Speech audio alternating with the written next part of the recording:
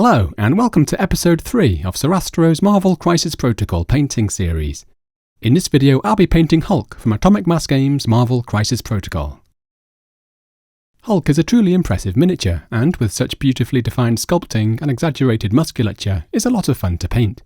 Although I'll be sticking to brush-based techniques to paint the figure, it's also a model that lends itself well to being painted at least partly with an airbrush, should you choose to do so. Please also note that to help me get through the figures more quickly, you'll find some of the figures, such as Spider-Man, covered as PDF guides over at sorastro.com. Let's take a look at the painting stages. I'll be preparing the miniature with some care to hide as many gaps and joins as possible, before priming in black, followed with some grey and white zenithal highlights applied from above as usual. When applying the base colours, I'll also be blocking in the main shadow and midtones for the skin to save us some time when it comes to adding the highlights. I'll then be dedicating most of the painting time to highlighting the skin, and because green is such a wide-ranging tone, there are plenty of options when it comes to choosing a precise range of hues and levels of vibrancy. I've also chosen to create a faded denim look for the jeans, although you may of course prefer the classic purple look. We can then finish the miniature off by painting the base, and providing a few optional touches of weathering. Let's begin.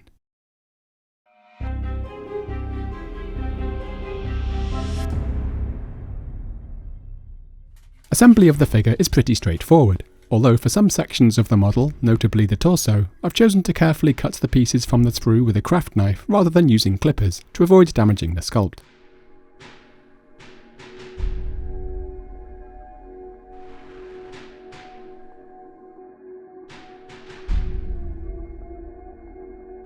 I'm then using a fine modelling file, or sometimes the edge of the craft knife, to gently smooth out any raised joins or mould lines.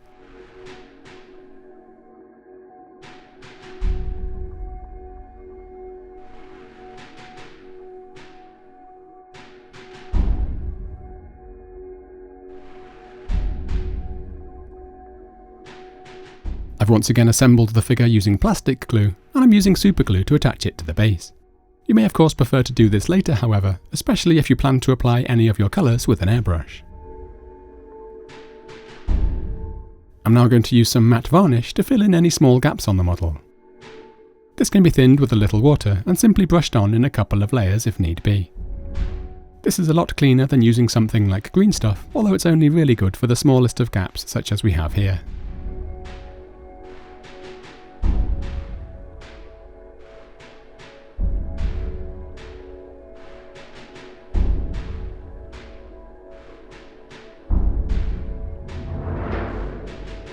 There's nothing wrong with using a hairdryer to speed up the drying time before we apply any additional layers as necessary.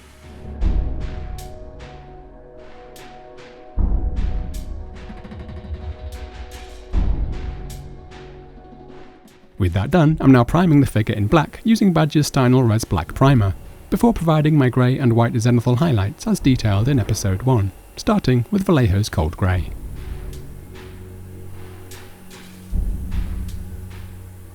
And here you can see me applying the pure white highlights more or less from directly above.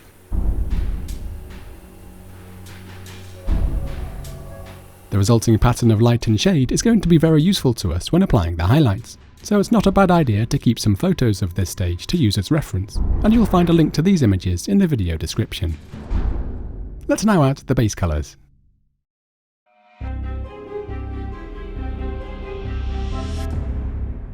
I'm going to start with the skin, and I've chosen to lay down the shadow to lower midtones using Vallejo's Black Green and Uniform Green respectively. Here on the palette I'm also mixing an intermediate tone to help with some of the transitions, and because I'm going to be doing some wet blending along the way, I'm also mixing in the little glaze medium or retarder, which helps to slow the drying time.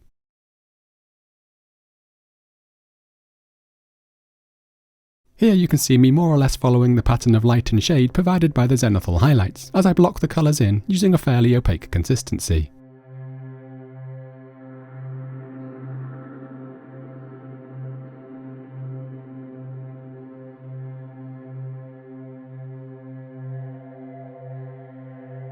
And I'm now using a damp brush to blend the tones, creating a rough transition.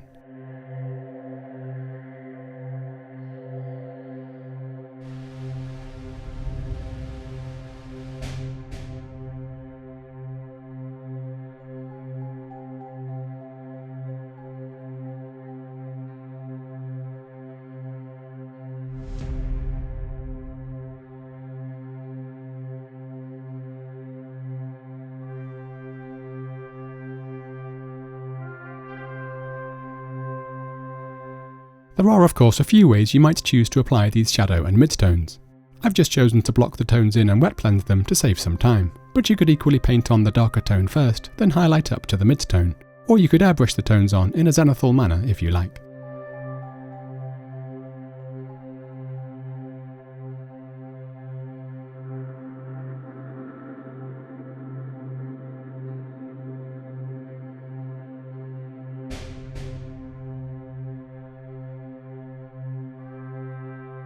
I'm not too concerned with achieving immaculate transitions at this stage.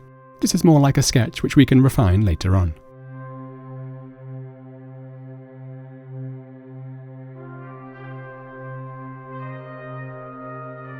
Once dry, some areas may need an additional layer to create a solid tone.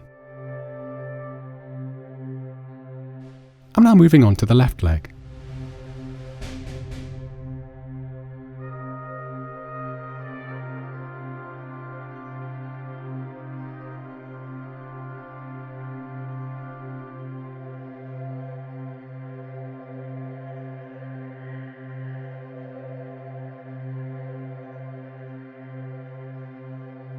And now the upper body.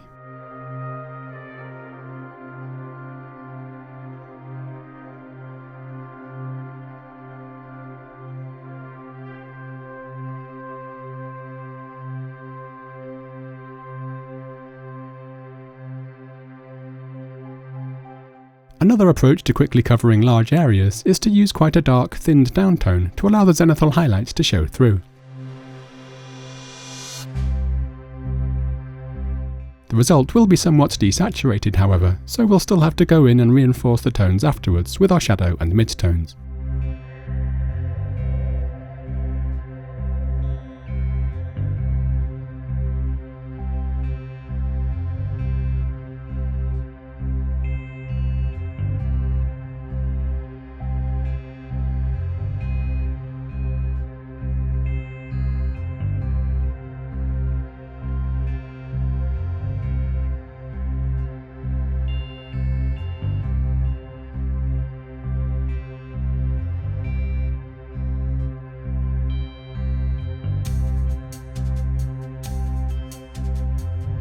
We can refine things to our liking, bearing in mind that we still have plenty of highlighting to add on top in a while.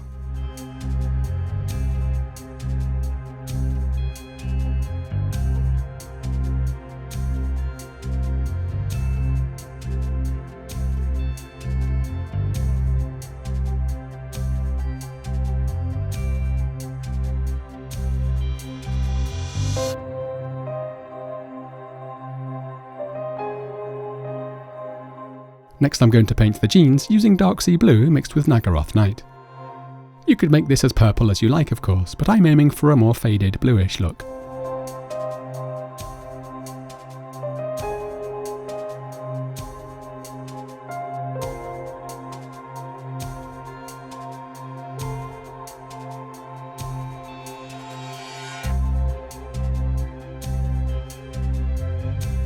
Finally, for the hair, I'm mixing some dark sea blue into some black, and I'm applying this using a somewhat thin consistency to allow the texture to show through.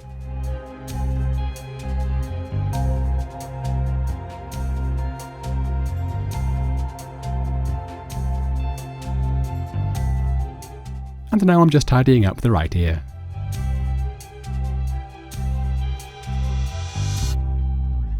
With the base colours complete, we're now ready to add the highlights.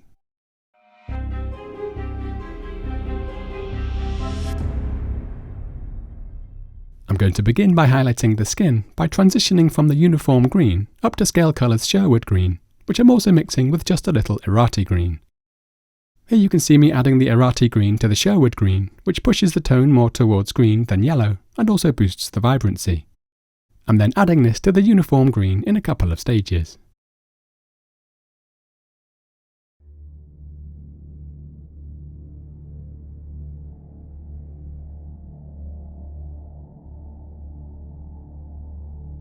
You'll see that with some of these larger areas of muscle, I like to apply the paint in multiple thin lines that follow the contours of the musculature.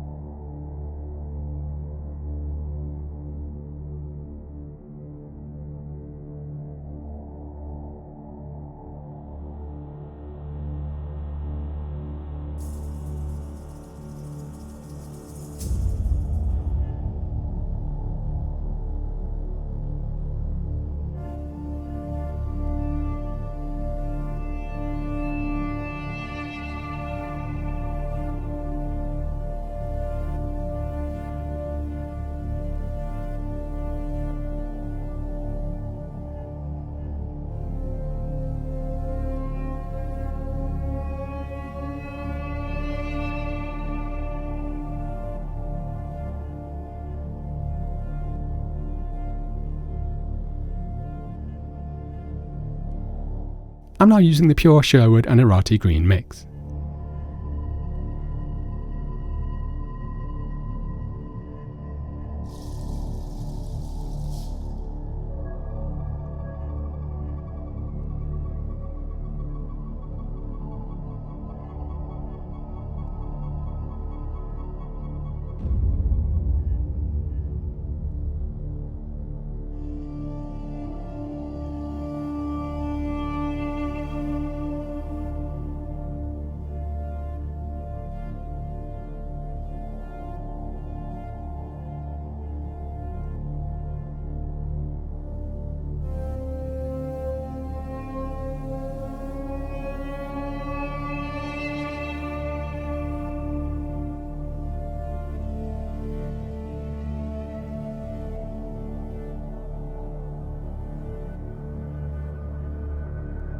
For the brighter highlights, I'm now going to progress up to Autumn Green, and I'm once again going to add a little Irati Green to control the level of yellow.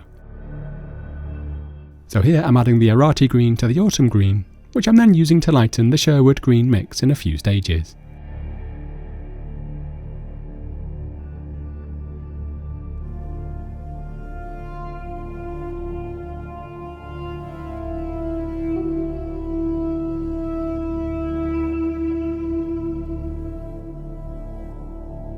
One of the things you'll notice if you use the Scalecolor paints is how matte the finish is once dry, which I find gives a pleasing surface for building up thin layers of highlight like this.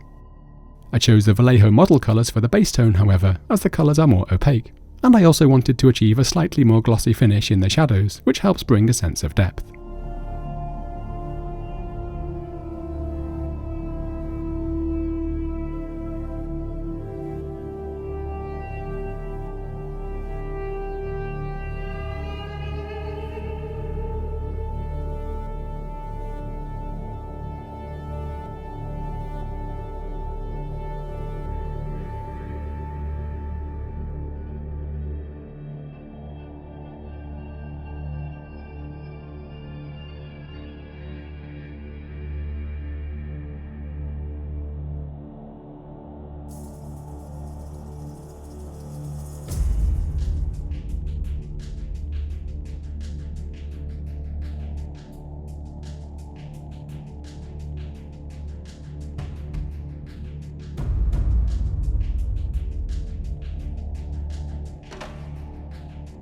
Here I've chosen to thin some of the Irati Green down quite a bit with some Larmian medium, which I'm then going to apply as a glaze to boost the vibrancy and saturation in some of the transitions, mostly here on the chest as well as the shoulders.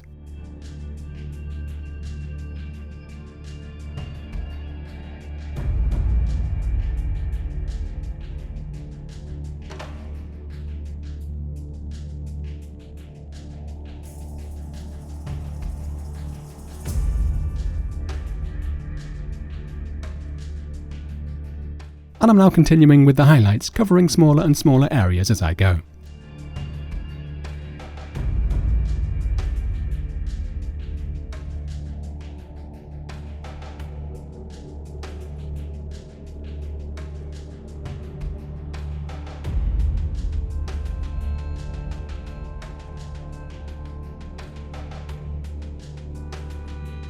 Here I'm mixing some Naggaroth Night into some green-black, which I'm using to boost the depth of some of the shadows.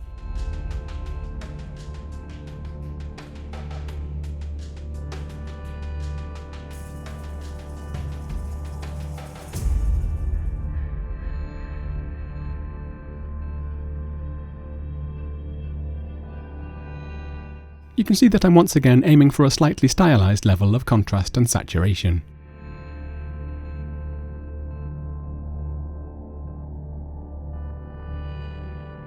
This can also be thinned further and brushed into the gaps between the toes. And I'm also using this to define the lower end of each nail. I'm now going to spend some time working on the face, where I'm mixing some additional Irati Green into the highlights to boost the saturation to help create more of a focal point.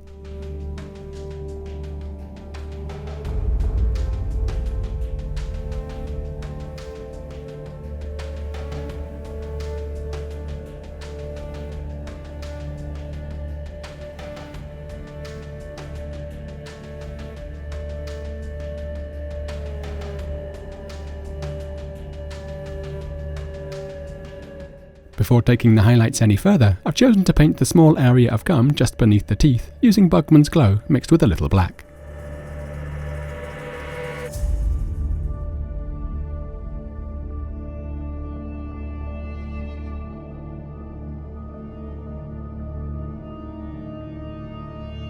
And I'm now articulating the teeth using Ivory, also darkened with a touch of black.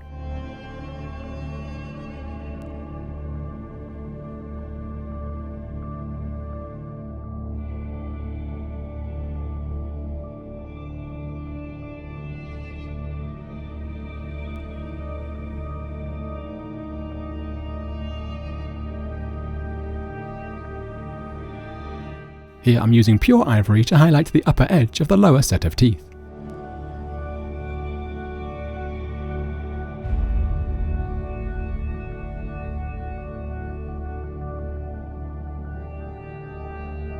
I'm now continuing with the highlights on the face, and I've chosen to create some gentle variations of tone by firstly mixing in a little Bugman's Glow, especially for the right side of the face.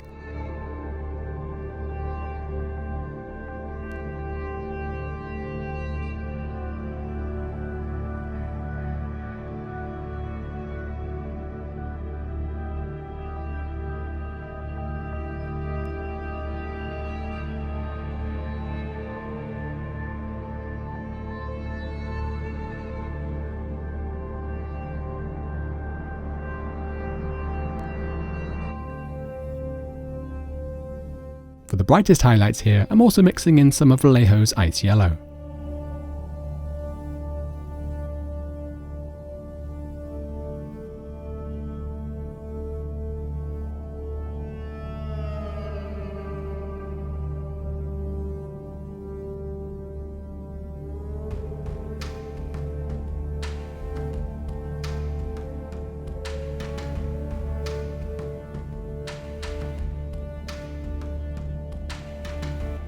For the more shadowed left side of the face, I've chosen to incorporate a little Arcane Blue by P3, although any mid to light blue tone would be okay. These tonal variations are of course entirely optional, but a nice way to add some nuance and to help make the face more of a point of interest.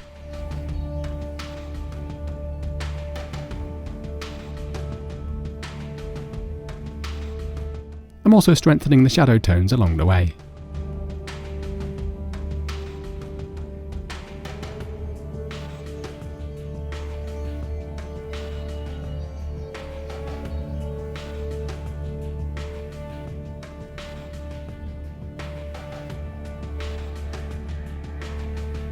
I'm now painting the eyes with some Ivory.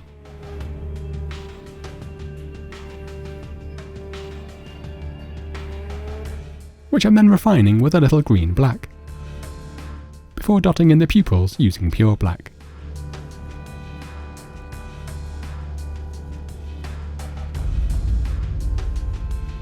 I'm now continuing with the skin highlights to push the contrast that bit further.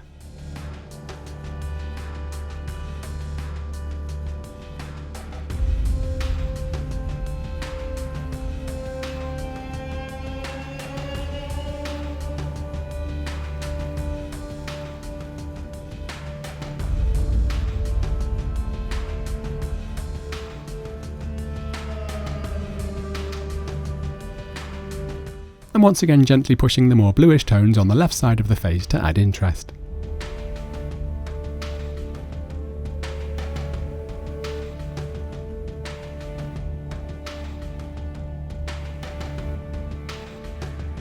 I also really want to define the creases on the face to help capture Hulk's expression.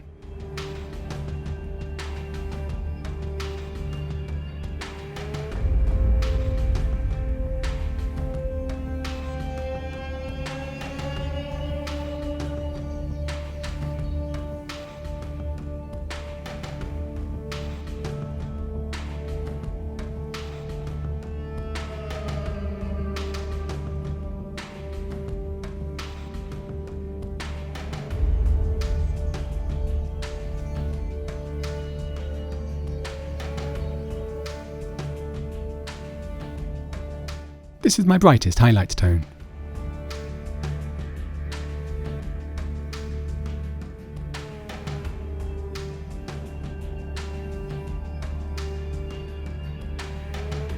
Now that I'm happy with the face, I'm also going to apply a few of these more extreme highlights to the brightest points on the body.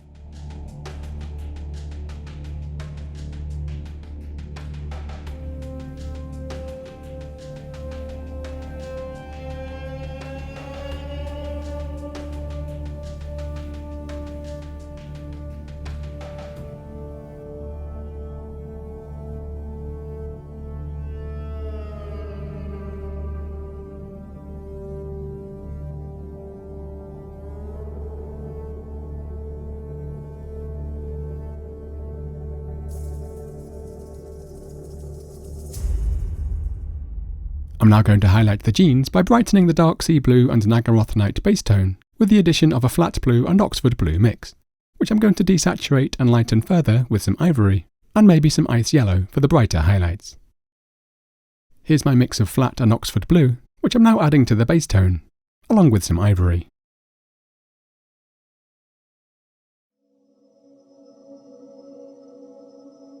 This first layer is going to cover most of the area except for the most obvious shadows and recesses.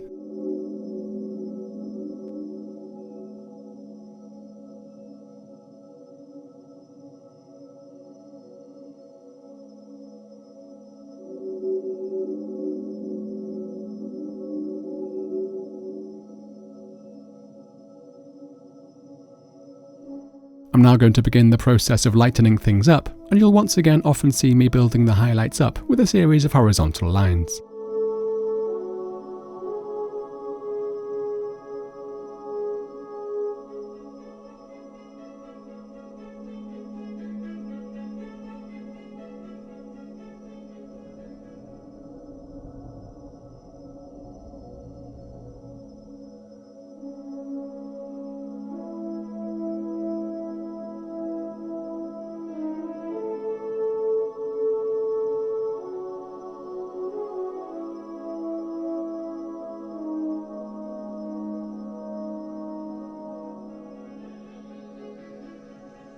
I'm now also introducing some of the ice yellow.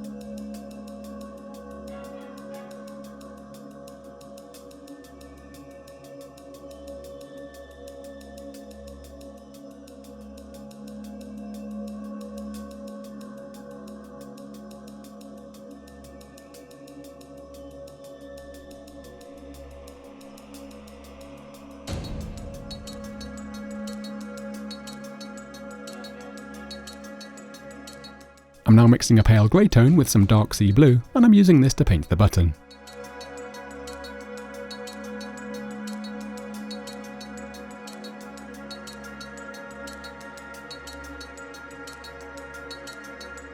And I'm now adding a small highlight to the top edge using some pure white.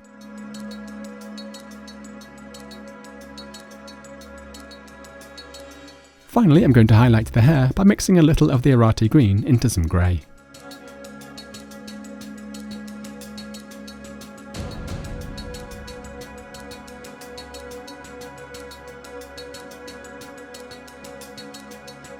And I'm simply lightening this with some white.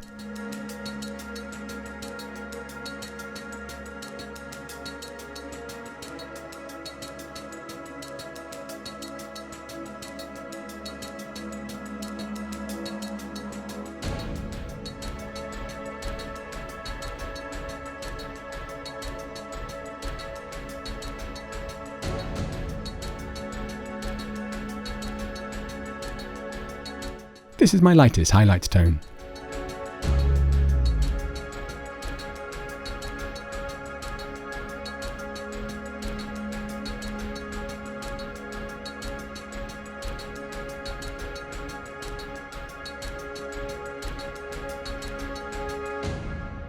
We're now ready to add some finishing touches.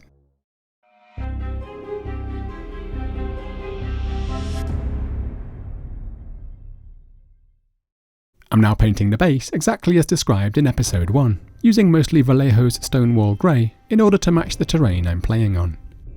I'm once again using some thinned null oil to shade the cracks, and I've also chosen to sketch in some blue-grey shadow tones.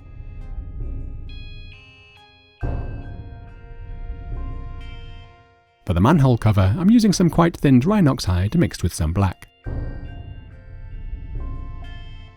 And I'm using my finger to rub some of the paint off to create a more textured look. I'm now going to create some rusty weathering by freely applying some red and orange rust tones by Secret Weapon, along with some yellow ochre.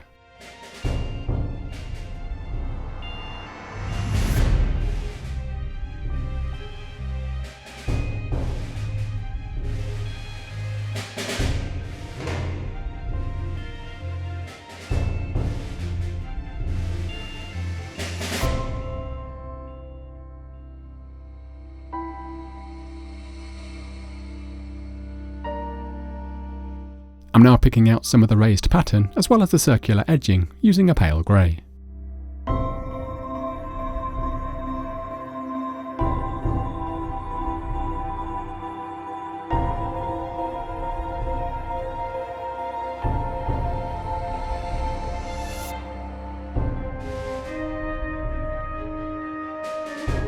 Here I'm sprinkling on some Urban Scatter by Jarvis over a layer of thinned PVA. And finally, I've chosen to add some optional touches of dirt and weathering to Hulk himself.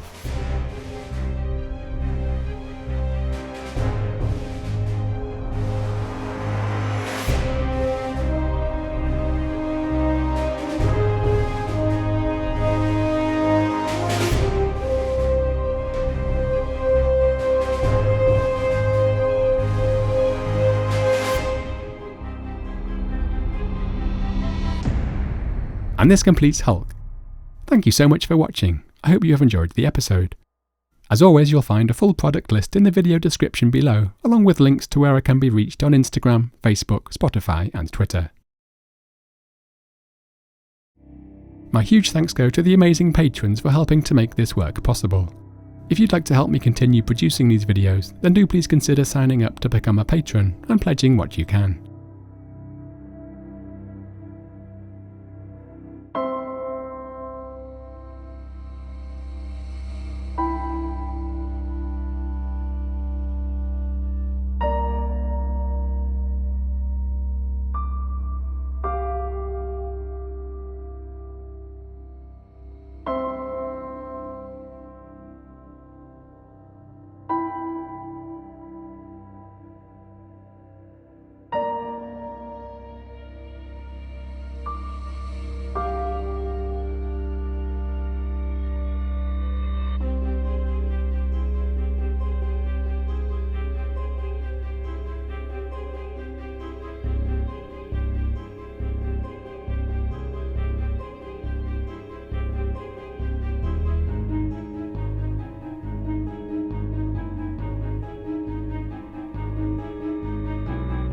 Join me again soon as we continue painting miniatures for Marvel Crisis Protocol. Happy painting!